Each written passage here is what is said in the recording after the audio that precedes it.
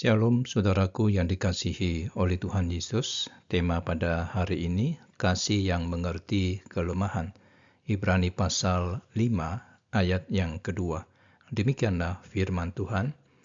Ia harus dapat mengerti orang-orang yang jahil dan orang-orang yang sesat, karena ia sendiri penuh dengan kelemahan.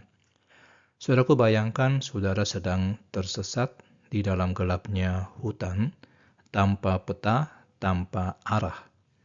Lalu seseorang datang menuntun saudara keluar dari hutan itu, bukan dengan teriakan kemarahan, tapi dengan suara lembut dan langkah yang sabar. Dia tahu bagaimana rasanya berada di hutan belantara tersebut. Dia mengalaminya, walaupun dia sendiri tidak tersesat. Nah, inilah gambaran yang indah dari Ibrani pasal 5 ayat 2. Imam besar dalam perjanjian lama dan secara sempurna dalam diri Kristus. Bukanlah sosok yang jauh dan tidak tersentuh. Ia bisa berlaku lunak dan penuh belas kasihan sebab ia sendiri diliputi oleh kelemahan. Kelemahannya adalah kelemahan manusiawi, tetapi tanpa dosa. Bukan hanya tahu teori tentang kelemahan manusia, tapi benar-benar mengalaminya. Saudara, terkadang kita berpikir Allah hanya sabar kepada orang-orang yang kuat, yang taat, dan yang benar.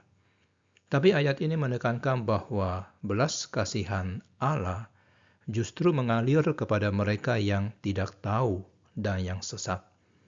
Kita semua pernah berada di titik itu. Kita bingung, kita gagal, dan kita malu.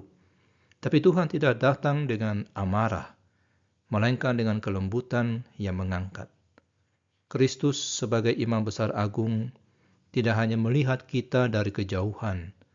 Ia masuk ke dalam pergumulan kita. Ia tahu betapa sulitnya bertahan. Ia tahu betapa beratnya godaan dan betapa mudahnya kita tergelincir. Justru karena itu, ia menjadi penyelamat yang tidak hanya berkuasa, tapi juga penuh kasih. Saudaraku, nas firman Tuhan ini mengundang kita untuk berhenti takut datang kepada Tuhan karena kelemahan kita. Sebaliknya, mari datang dengan hati yang terbuka, sebab ia adalah imam besar yang mengerti dan mengasihi kita. Mari kita berdoa.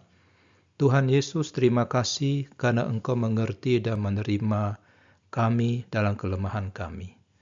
Engkau tidak mengusir kami saat kami sesat, tapi merangkul kami dengan kasih-Mu. Ajari kami untuk datang kepadamu tanpa rasa takut, dan juga untuk berlaku lembut kepada sesama yang jatuh. Bentuklah hati kami, agar mencerminkan hati-Mu. Di dalam nama Yesus kami berdoa. Amin.